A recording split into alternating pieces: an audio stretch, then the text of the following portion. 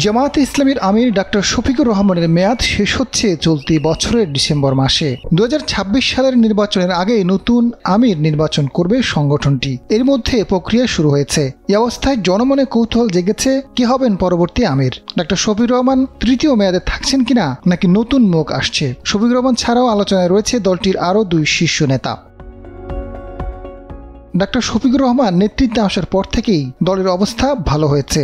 সংস্কারমুখী যুগোপযোগী চিন্তা ভাবনা ও কথা কাজের কারণে ছোট বড় সকলের কাছে জনপ্রিয়তা পেয়েছেন। জনপ্রিয়তা বেড়েছে দলেরও। বৃহৎ স্বার্থে এবারও তাকেই নির্বাচিত করতে পারেন বলে ইঙ্গিত পাওয়া যাচ্ছে। তবে আলোচনায় রয়েছেন কারামুক্ত সাবেক ভারপ্রাপ্ত secretary general ATM Azharul Islam ও নায়েবে আমির ও সাবেক MP ডাক্তার সৈয়দ আবদুল্লাহ মোহাম্মদ তাহের।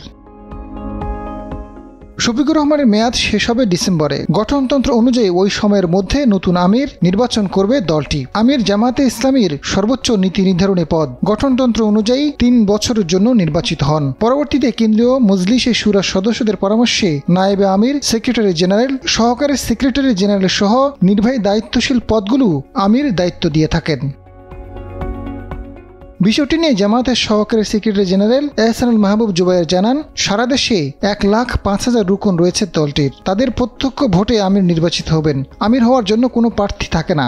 বিদায়ী কেন্দ্রীয় মজলিসে শুরার গোপন ভোটে 3 জনের নাম নির্বাচিত হয়। এর মধ্য থেকে একজনকে কাউন্সিলররা আমির নির্বাচিত করবেন। 3 জনের বাইরে থেকেও হতে পারে। জাতীয় নির্বাচনের কারণে ডিসেম্বরের আগে নতুন আমির নির্বাচন করবে দলটি। ডাক্তার শফিকুর রহমান আবারও নির্বাচিত হবেন কিনা এমন প্রশ্নে জামায়াত নেতারা জানান, বর্তমান আমিরও হতে পারেন, আবার অন্য কেউ আসতে পারেন। এটা রুকনদের ভোটের পর জানা যাবে। ডাক্তার শফিকুর রহমান 2019 সালে প্রথম আমির নির্বাচিত হন। পরে 2022 সালে দ্বিতীয় মেয়াদে দায়িত্ব পান। নবনির্বাচিত আমির 2026, 2027 ও 2028 সালের জন্য নির্বাচিত হবেন। আজাদ ফারুক, ডেস্ক রিপোর্ট, সময়ের আলো।